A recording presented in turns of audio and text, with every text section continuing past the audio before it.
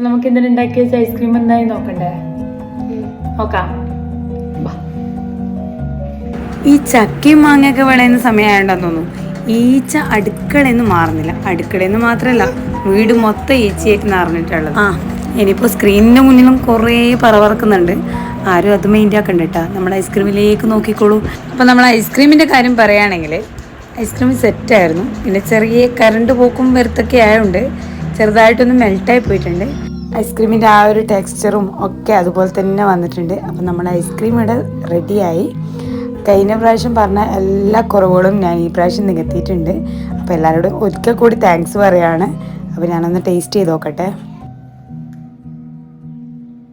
Yes, ആ ഒരു taste അതുപോലെ തന്നെ വന്നിട്ടുണ്ട്. ആ ഒരു ബട്ടർ സ്കോച്ച് നമ്മൾ പുറത്തുനിന്ന് വാങ്ങുന്ന ആ ഒരു ടേസ്റ്റ് തന്നെ വന്നിട്ടുണ്ട്. എല്ലാവരും ഒന്ന് ട്രൈ ചെയ്തിട്ട് ഫീഡ്ബാക്ക് അറിയിച്ചോളൂ. അപ്പോൾ ശരി.